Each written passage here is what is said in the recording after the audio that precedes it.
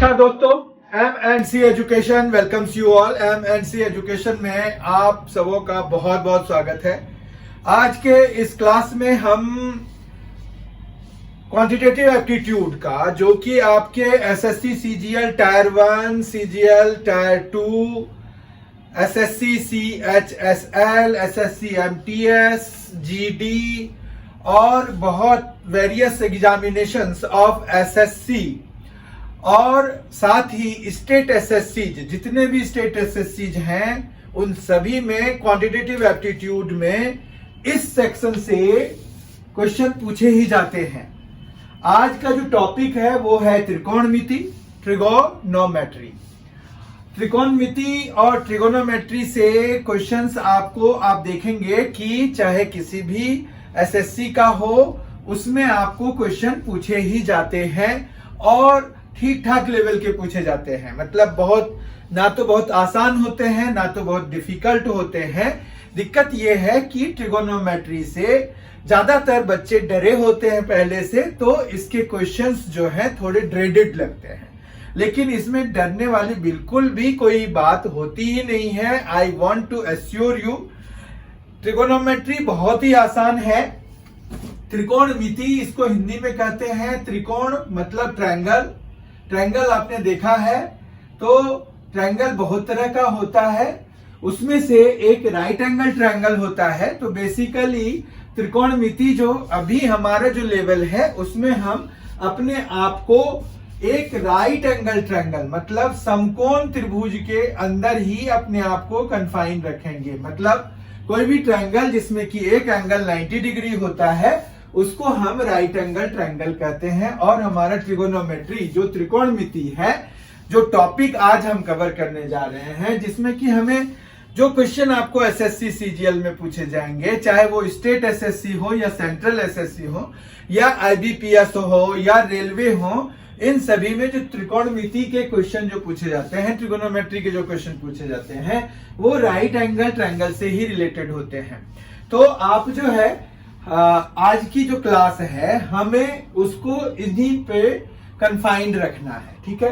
तो त्रिकोणमिति में हमारे पास ऐसे तो त्रिकोणमिति बहुत बड़ा वास्ट जो टॉपिक है मैथमेटिक्स का, या कहिए कि एक पूरा ब्रांच ही हो जाता है मैथमेटिक्स का। त्रिकोणमिति हमारे पास बहुत मोटी मोटी बुक्स आती हैं ट्रिगोनोमेट्री की, लेकिन उसमें क्या है कि हमें सॉल्यूशंस ऑफ ट्रायंगल्स और इन सब के बारे में और भी बहुत कुछ पढ़ना पड़ता है। उसमें जो है हम राइट एंगल ट्रायंगल के बियॉन्ड भी जाते हैं। पर हमें जो एसएससी सीजीएल के लिए जो तैयारी करनी है, एसएससीज के लिए जो तैयारी करनी है, आईबीपीएस के लिए जो तैयारी करनी है, रेलवेज के लिए जो तैयारी करनी है, उसमें या वेरियस स्टेट लेवल के एग्जामिनेशंस के बारे में या फिर सेंट्रल लेवल के एग्जामिनेशंस की तैयारी करनी है, उसमें जो क्वांटिटेटिव एप्टीट्यूड में क्वेश्चंस पूछे जाते हैं वो बेसिकली हमें राइट एंगल ट्रायंगल से रिलेटेड ही होते हैं, ठीक है। तो त्रिकोणमिति में हम उतना डिटेल नहीं करेंगे जितना ये है।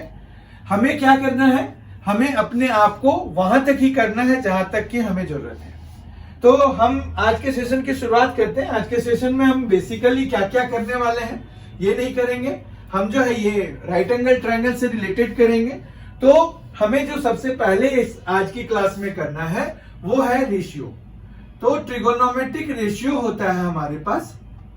ट्रिगोनोमेट्रिक रेशियो होते हैं 6, क्योंकि कोई भी ट्रायंगल अगर आपने लिया हुआ है, ठीक है, तो उसमें जो है अगर आप देखेंगे तो आपके पास यहां पर इसको हम P कह देते हैं परपेंडिकुलर, इसको हम बेस कह देते हैं B, और इसको हम H कह देते हैं हाइपोटेन्यूस, ठीक है। तो अब हमारे पास जो है इस तरह के साइड और एंगल्स के बीच में जो है कितने रिलेशंस बन सकते हैं। तो साइड्स और एंगल्स के बीच में तो 3 साइड्स हैं और 3 एंगल्स हैं। तो इस तरह से हमारे पास बेसिकली 6 रिलेशनशिप बन सकते हैं, ठीक है। तो हम जो है यहां पर 6 रिलेशनशिप बनाते हैं। उनमें से जो है 3 जो फर्स्ट 3 का जो दूसरा नेक्स्ट 3 का जो ग्रुप आएगा, मतलब 6 है टोटल। तो उनमें से पहले जो 3 होंगे उनके रेसिप्रोकल से ही होते हैं नेक्स्ट 3। तो रेशियो में हमारे पास बेसिकली सबसे पहला जो रेशियो है वो है साइन। ठीक है, तो साइन, अब मान रखिए कि ये हमने अगर थीटा से डिनोट किया हुआ है, थीटा एंगल को रिप्रेजेंट करने के लिए यूज होता है। आप यहां पर एक्स वगैरह चीजें भी यूज कर सकते हैं, तो आप साइन थीटा जैसे यूज करेंगे तो यहां पर जो है आपको इसका होता है P बाय एच। ठीक है, परपेंडिकुलर बाय हाइपोटेनियस। फिर दूसरा हमारे पास आता है कॉस थीटा। कॉस थीटा को जैसे साइन थीटा है, ये एब्रिविएटेड फॉर्म में है। साइन थीटा को आपको SINE लिखना होता है अगर आपको पूरा फॉर्म लिखना होगा तो, और कॉस थीटा जो है उसको हम कोसाइन थीटा लिखते हैं। लेकिन हम जब सॉल्व कर रहे होते हैं प्रॉब्लम्स को, या बेसिकली हम मतलब पूरा नाम जानते तो हैं पर हमेशा हम कॉस थीटा ही यूज करते हैं, साइन थीटा ही यूज करते हैं। तो कोसाइन इसका पूरा नाम है, पूरा नाम भी आपको पता होना चाहिए। तो ये B बाय एच होता है, बेस बाय हाइपोटेनियस। ठीक है, क्योंकि किसी राइट ट्रायंगल में ये परपेंडिकुलर हो गया, ये बेस हो गया और ये हाइपोटेनियस हो गया। हिंदी में इसको क्या कहते हैं? लंब कहते हैं, इसको आधार कहते हैं, जबकि इसको कर्ण कहते हैं। ठीक है, तो यहां पर क्या क्या हो जाएगा? लंब, ये हो जाएगा आधार, और ये हो जाएगा कर्ण। ठीक है, तो हमारे पास हिंदी में इस तरह से चलता है। तो अगर हम P बाय एच की बात कर रहे हैं तो हम लंब बाय कर्ण की बात कर रहे हैं। ठीक है, तो लंब बाय अपॉन बटा जो भी कह लीजिए, कर्ण की बात कर रहे हैं। इसी तरह से B बाय एच अगर है हमारे पास तो इसका मतलब क्या हो गया? वो है आधार, और अपॉन में क्या आ जाएगा? कर्ण आ जाएगा।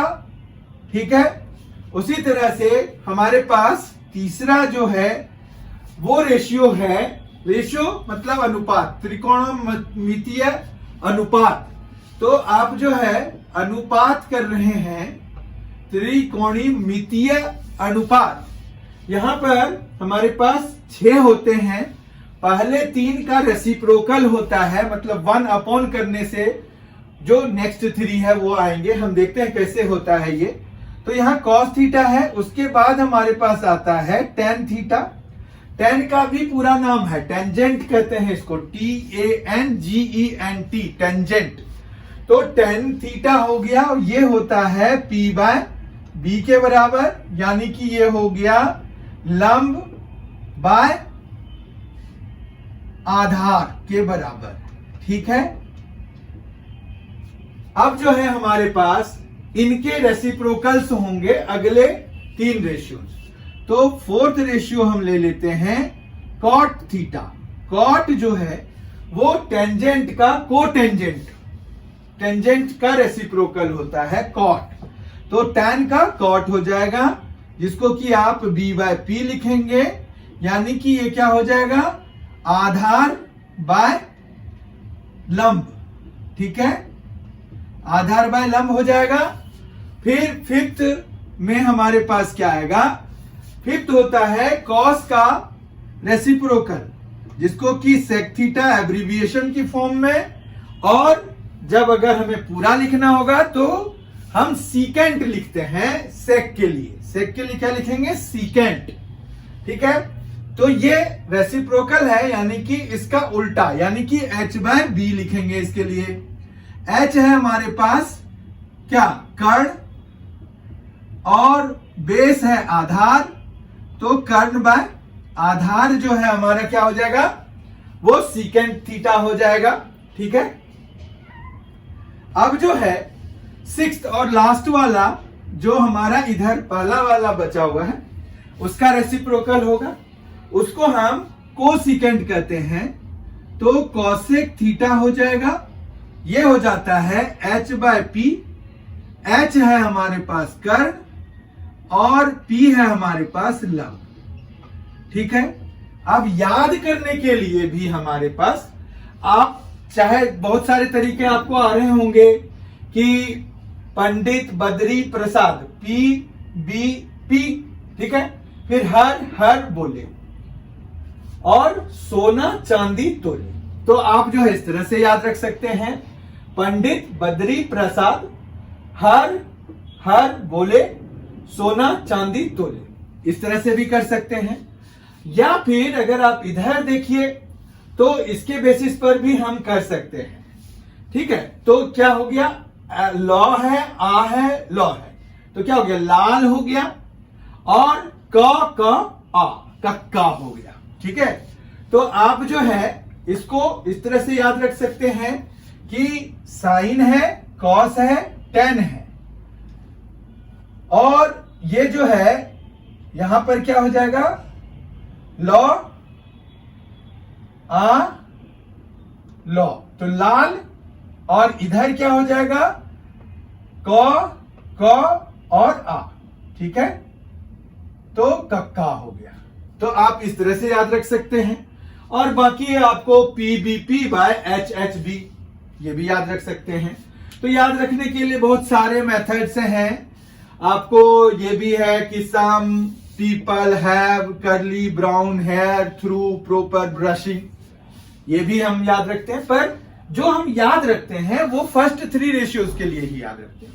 बाकी चूंकि जो हमारे जो बाद के 3 हैं वो पहले वाले 3 के रेसिप्रोकल्स होते हैं, इसीलिए हम पहले 3 का याद रखते हैं, बाकी हम रेसिप्रोकल वाला लगाकर यूज कर लेते हैं। ठीक है, रेशियो, इसमें रेशियो से रिलेटेड क्वेश्चंस आपको पूछे जाएंगे, क्योंकि देखिए ये तो बेसिक है, ये तो आपको पता होना ही चाहिए। ठीक है, तो ये जो है किसी भी त्रिकोणमितीय प्रॉब्लम अगर प्रश्न आपको पूछे जाते हैं, ट्रिगोनोमेट्री बेस्ड क्वेश्चंस पूछे जाते हैं, तो उसमें ये बेसिक्स तो आपको चाहिए ही चाहिए होगा। फिर दूसरी जो बेसिक बात आती है इसमें, वो क्या है, वो है त्रिकोणमिति में हमारे पास, जैसे ये जो अभी हमने किया उसमें अभी हमने कह दिया कि भाई फर्स्ट 3 जो है का रेसिप्रोकल होता है दूसरा वाला। तो सेम एंगल थीटा के लिए हमारे पास साइन थीटा, तो ठीक है, साइन थीटा को अगर हमें कॉसेक थीटा की टर्म में लिखना है तो हम इसको 1/कॉसेक थीटा लिख सकते हैं। ठीक है, 1/कॉसेक थीटा लिख सकते हैं। फिर कॉस थीटा को क्या लिख सकते हैं, कॉस थीटा को हम 1/सेक थीटा लिख सकते हैं, और टैन थीटा को हम क्या लिख सकते हैं, 1/कॉट थीटा लिख सकते हैं। तो ये चीज आपको ध्यान रखना है। बेसिकली हम इसको जो यूज करते हैं वो इनके लिए करते हैं, जैसे कॉसेक थीटा है तो 1/साइन थीटा, ये वैल्यू निकालने के लिए कई बार हमें जरूरत पड़ती है। तो कॉसेक थीटा को हम 1/साइन थीटा लिखते हैं बेसिकली, सेक थीटा को हम 1/कॉस थीटा लिखते हैं, और कॉट थीटा को हम 1/टैन थीटा लिखते हैं। ठीक है, इतना समझ में आ गया।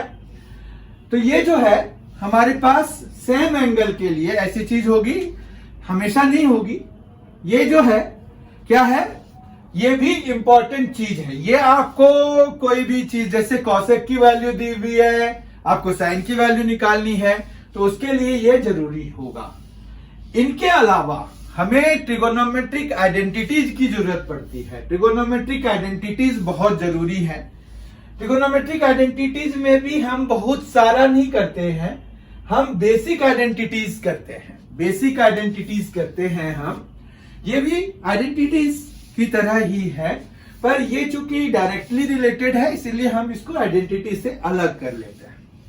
अब हमारे पास जो आइडेंटिटीज होती हैं, त्रिकोणमितीय आइडेंटिटीज हैं, ट्रिगोनोमेट्रिक आइडेंटिटी, तो आइडेंटिटीज में हम देखते हैं कि हमें क्या करना होता है।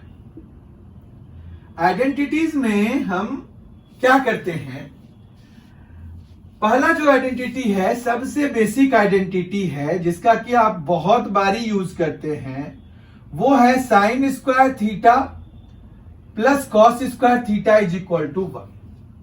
Sine square theta plus cos square theta is equal to 1। ये बहुत ही बेसिक आइडेंटिटी है, ये प्रूफ भी आप फटाफट कर पाएंगे। P square by H square हो गया साइन स्क्वायर के लिए, जबकि B square by H square हो गया कॉस स्क्वायर के लिए, क्योंकि बी बाय एच होता है कॉस थीटा, साइन थीटा होता है पी बाय एच। अब अगर हम एलसीएम लेके इनको सॉल्व करने का प्रयास करेंगे तो हमारे पास डिनोमिनेटर तो एच स्क्वायर है दोनों, ऊपर आ जाएगा हमारे पास P square plus B square.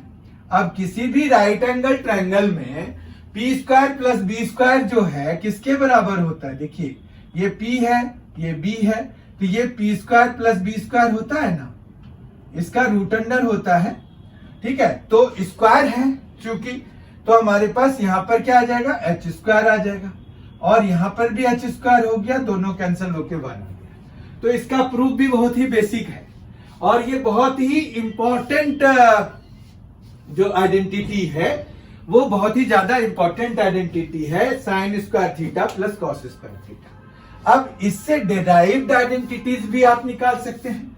जैसे अगर आपको मान रखिए कि साइन स्क्वायर थीटा का क्या कर सकते हैं? 1 माइनस कॉस स्क्वायर थीटा लिख सकते हैं। कॉस स्क्वायर थीटा है जैसे, तो उसको आप 1 माइनस साइन स्क्वायर थीटा लिख सकते हैं, ठीक है। यहां तक तो कोई दिक्कत नहीं है। देखिए ये बस चेंजेस, माइन्यूट चेंजेस करते हैं और हमें ये दो फॉर्मूले फिर से मिल गए। अब अगर हमें स्क्वायर नहीं चाहिए तो हम स्क्वायर हटाएंगे, तो जैसे साइन थीटा है तो इधर स्क्वायर हटाया तो दूसरी साइड में हमें स्क्वायर रूट डालना पड़ेगा, तो root under of 1 minus cos square theta आ जाएगा। इसी तरह से कॉस थीटा के लिए क्या आ जाएगा? Root under of 1 minus sine square theta. तो इस तरह के चेंजेस करना आपको आना चाहिए, ठीक है। तो ये तो हमने देख लिया कि कैसे हम चेंजेस करके और फॉर्मूले हम बना सकते हैं। दूसरा आइडेंटिटी बहुत ही इंपॉर्टेंट आइडेंटिटी है हमारे पास, वो है कि अगर सेक स्क्वायर थीटा और टेन स्क्वायर थीटा के बीच में हमें रिलेशनशिप चाहिए तो हम कैसे निकालेंगे?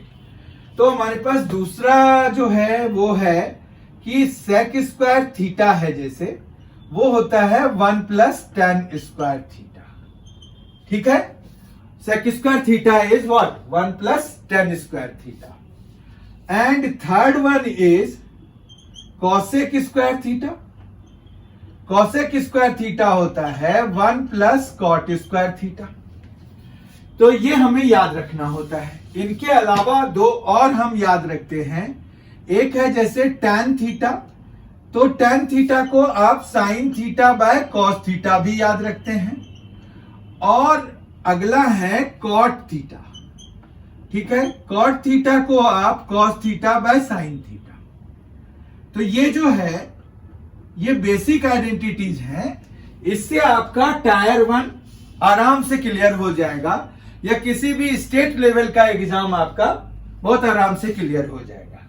कुछ हाइयर फॉर्मूले भी होते हैं, वो हम बाद में देखेंगे, पर उसकी जरूरत आपको पीटी लेवल पे नहीं पड़ती है। जब आप टायर 2 पे आएंगे तब जाके आपको उनकी जरूरत पड़ेगी। तो टायर 2 के लिए जब हम कर रहे होंगे तो उस समय हम उनको अटेम्प्ट करेंगे। तो ये आइडेंटिटीज होगी।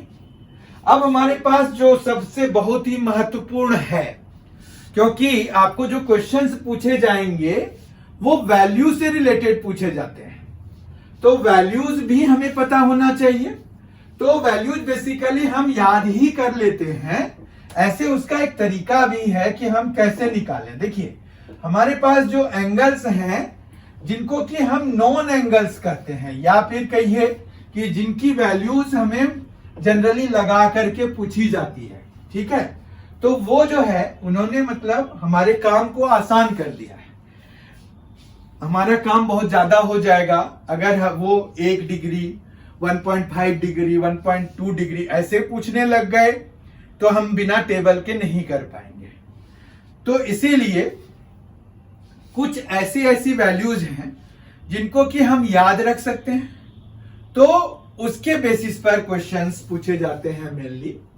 तो वो जो एंगल्स हैं हमारे पास बेसिकली, वो एंगल्स कितने हैं? देखिए 0 डिग्री है, एक 30 डिग्री है, 45 डिग्री है, 60 डिग्री है और 90 डिग्री है। तो ये जो 5 एंगल्स हैं, इन पर हमें ट्रिगोनोमेट्रिक रेशियोज की वैल्यू पता होनी चाहिए।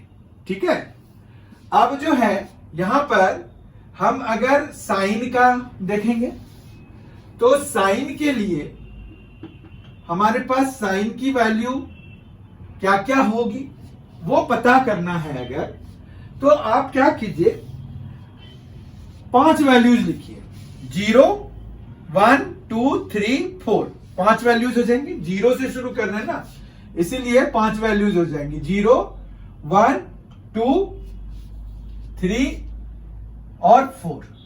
ठीक है, ये 5 वैल्यूज हो गई। 0 से शुरू किया हमने, इसीलिए फिर सबको ना आप 4 से डिवाइड करा दीजिए, 4 से सबको डिवाइड करा दीजिए। अब जो है आप इन सभी का स्क्वायर रूट ले लीजिए। ये जो है एक तरीका हो रहा है क्या करने के लिए, ये तरीका हो रहा है एंगल्स, डिफरेंट एंगल्स, मतलब 0 डिग्री, 30 डिग्री, 45 डिग्री, 60 डिग्री और 90 डिग्री पे ट्रिगोनोमेट्रिक रेशियोज की वैल्यू निकालने के लिए। ठीक है, तो हमने यहां पर क्या किया है, 5 वैल्यूज लिखी हैं। 0 लिखा है, 1 लिखा है, 2 लिखा है, 3 लिखा है, 4 लिखा है। फिर सबको हमने क्या किया, 4 से डिवाइड कर दिया, क्योंकि आपने जो वैल्यूज लिखी उसमें सबसे मैक्सिमम वैल्यू क्या है, 4 है। तो 4 से सबको डिवाइड करा देना है। तो पांचों वैल्यूज को, 0 को भी, 1 को भी, 2 को भी, 3 को भी, 4 को भी, सबको हमने डिवाइड कर दिया। नेक्स्ट स्टेप में हमने क्या किया, हमने इनके स्क्वायर रूट्स ले लिए। तो 0/4 है, 0/4 सॉल्व होके क्या देगा हमें, 0 को अगर किसी भी नंबर से हम डिवाइड कराते हैं तो हमें क्या मिलता है बताइए आप। 0 को अगर आप किसी नंबर से डिवाइड कराते हैं, नॉन जीरो नंबर से, 0 को अगर आप 0 से डिवाइड कराएंगे तो you will obtain what, not defined, indeterminate form होता है वो। इनडिटर्मिनेट फॉर्म, नॉट डिफाइंड भी नहीं होता वो, इनडिटर्मिनेट फॉर्म, मतलब we can not decide the value of that quantity. 0 divided by 0 will give us nothing, मतलब अनडिटरमाइंड। वो determined, that can not be determined, that means मतलब वो अलग ही चीज है। 0/0 इज डिफरेंट थिंग। तो 0/4 है, 1/4 है, 0/4। तो 0/4 विल गिव अस व्हाट, 0। किसी भी 0 को अगर किसी भी नॉन जीरो नंबर से हम डिवाइड कराएंगे तो we will always obtain what, 0। तो ये हमें 0 मिल गया। ठीक है, तो साइन 0 डिग्री हमें क्या दे जाएगा, 0 दे जाएगा। 1/4, अब स्क्वायर रूट लगा हुआ है तो इसको जब सॉल्व कराएंगे तो ये 1/2 आ जाएगा, ये तो 0 आ गया। फिर अगर आप इनको देखिए तो ये आ गया 1/√2। ठीक है, ये आ गया √3 और 4 जो है बाहर निकल के 2 आ जाएगा। ये कैंसिल होके √1 या सिंपली 1 आ जाएगा, क्योंकि स्क्वायर रूट भी 1 का स्क्वायर रूट 1 होता है, तो इस वजह से ये हो जाएगा। तो 30 डिग्री के लिए हमारे पास क्या आ गया, 1/2 आ गया, 1/√2 आ गया 45 के लिए, √3/2 आ गया 60 डिग्री के लिए, और 90 डिग्री के लिए 1 आ गया। ठीक है, उसके बाद जो नेक्स्ट काम है हमारा वो बहुत ही आसान है।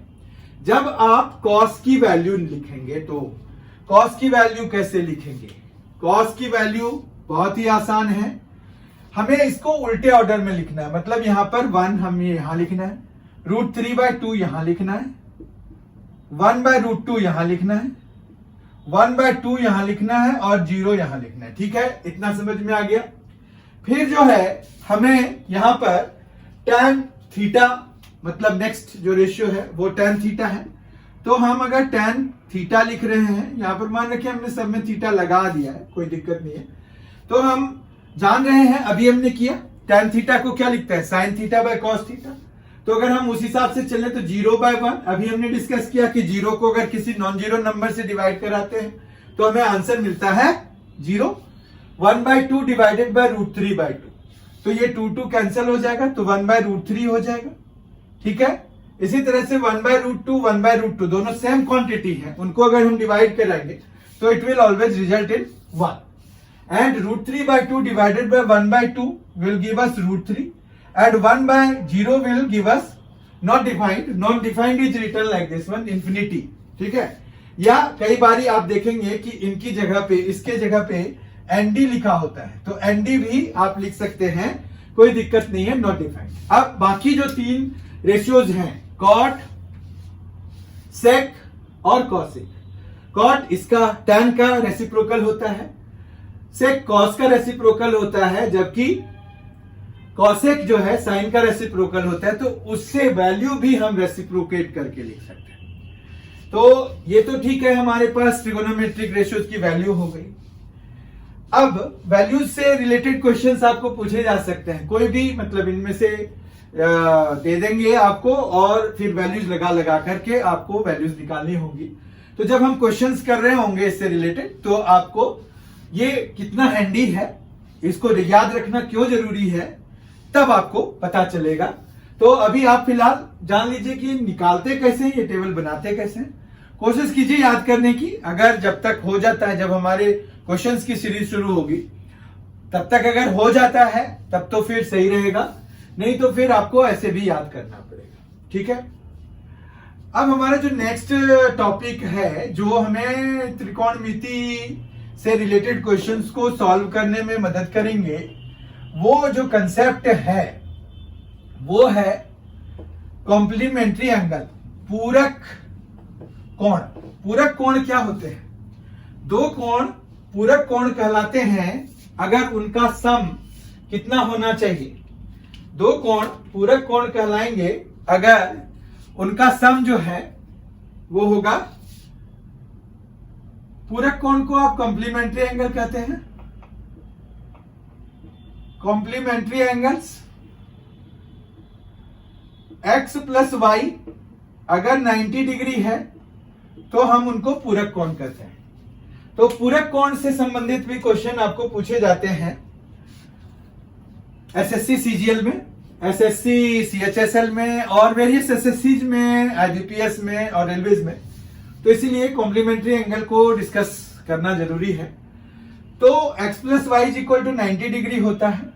तो इसमें बेसिकली हमें जो करना है वो ये है कि कुछ फॉर्मूले हैं, या कहिए कि बहुत आसान है, आप बहुत आराम से याद रख सकते हैं. जैसे साइन 90 डिग्री माइनस थीटा है या x है, तो वो क्या होगा? तो वो हो जाता है cos x या cos theta. cos 90 degree minus theta जो है वो हो जाता है sin theta.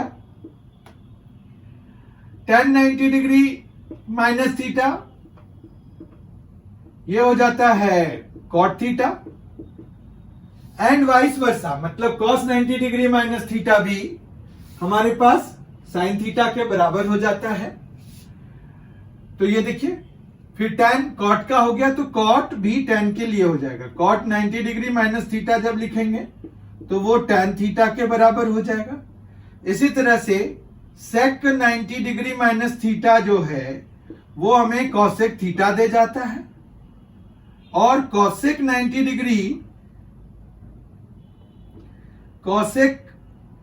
Degree minus theta जो है वो हमें दे जाता है sec थीटा.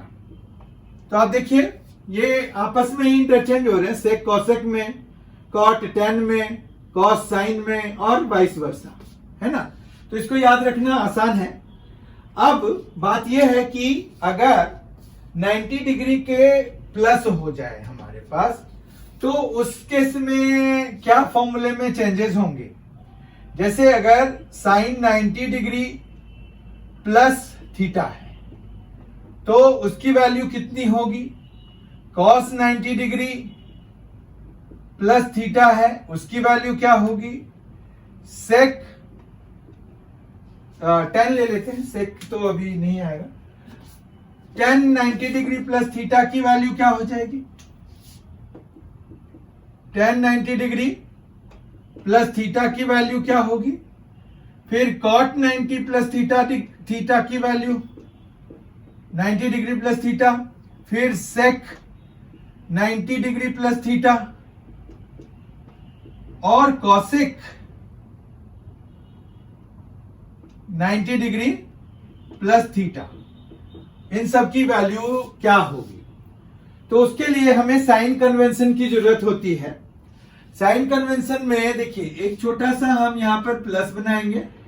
ये फर्स्ट क्वाड्रेंट होता है, ये सेकंड क्वाड्रेंट होता है, ये थर्ड क्वाड्रेंट होता है, ये फोर्थ क्वाड्रेंट होता है। ठीक है, इसमें क्या है कि ये जो है हमारा 90 डिग्री, ये 0 है, ये 90 डिग्री है, ये 180 डिग्री है, ये 270 डिग्री है, और फिर ये पुनः 360 डिग्री हो जाता है, कंप्लीट एंगल हो जाता है। फिर क्या है कि फर्स्ट क्वाड्रेंट में सारे ट्रिगोनोमेट्रिक रेशियोज पॉजिटिव होते हैं, सेकंड में सिर्फ साइन और कॉसेक पॉजिटिव होते हैं। ठीक है, थर्ड में टैन और कॉट पॉजिटिव होता है, जबकि फोर्थ में कॉस और सेक पॉजिटिव होता है। तो इन्हीं बातों को ध्यान में रखते हैं। अब 90 माइनस थीटा मतलब हम फर्स्ट क्वाड्रेंट में जा रहे हैं, क्योंकि जब भी आप प्लस करेंगे तो आप जो है इधर को जा रहे होंगे, माइनस करेंगे तो आप इधर को जा रहे होंगे।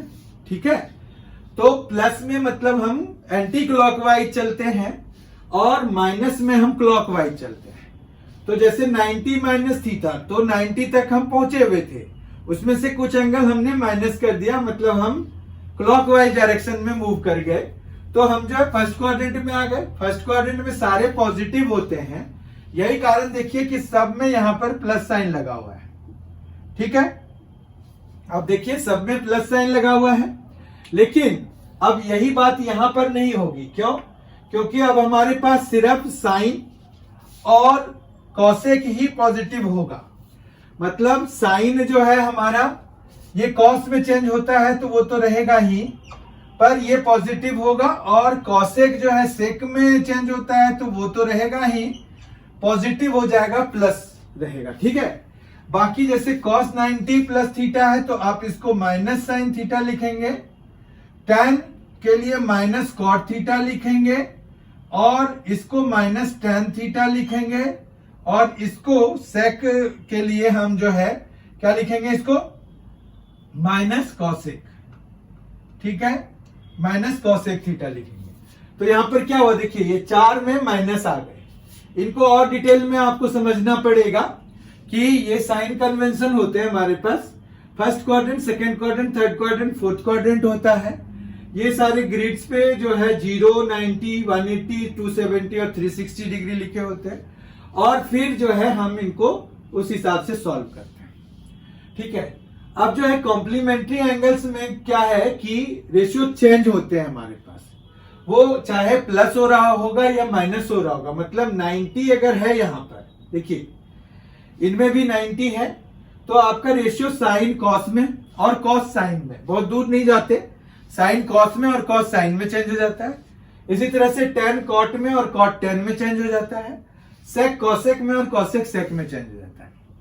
तो ये आपस में ही चेंज होते रहते हैं। ठीक है, तो इस तरह से यहां पर हमने जो है कॉम्प्लीमेंट्री एंगल्स पे क्या ट्रिगोनोमेट्रिक रेशियोज में चेंजेस होंगे वो हमने देख लिया।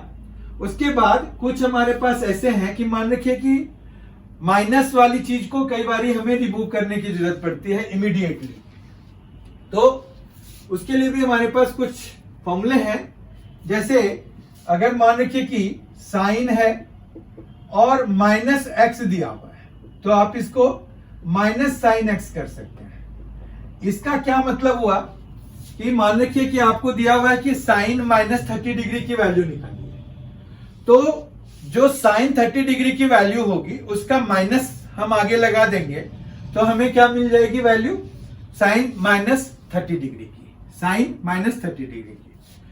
तो ये हमें अगर पता होगा कि और क्या क्या होता है, अगर हमें नेगेटिव एंगल्स होते हैं तो हमें क्या क्या होता है, जैसे कॉस है माइनस एक्स है तो वो कॉस एक्स ही रह जाता है। इसी तरह से tan माइनस एक्स है तो ये माइनस tan एक्स हो जाता है। फिर cot माइनस एक्स ये माइनस cot एक्स हो जाता है। sec माइनस एक्स ये sec x हो जाएगा, क्योंकि यहां पर अगर आपका कॉस में कोई चेंज नहीं होता है तो सेक में भी नहीं होगा, बाकी सब में माइनस ही आएगा। ठीक है, तो आपको ध्यान रखने में दिक्कत नहीं आएगी, क्योंकि आपको जो है यहां पर सिर्फ क्या ध्यान रखना है कि जो कॉस है और सेक है उसमें हमें साइन माइनस नहीं होता है। अगर आपका नेगेटिव एंगल भी है तो भी पॉजिटिव वैल्यू आएगी, और बाकियों में हमें माइनस करना पड़ता है। आई होप कि आज का जो ट्रिगोनोमेट्री का जो ये बेसिक क्लास है, कंसेप्ट वाली क्लास है, उसमें सारी चीजें जो हमने कवर करी वो आपको अच्छे से समझ में आ गया होगा।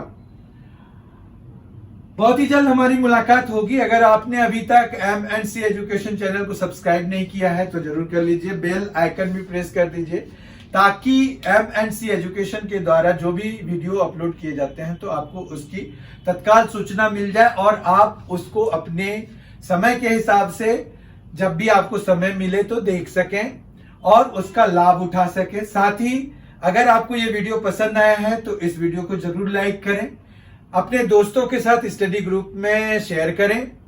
साथ ही दोस्तों को भी आप रिक्वेस्ट कर सकते हैं to subscribe this channel, that will be a great help for us. And ये जो है आप कर सकते हैं, और फिर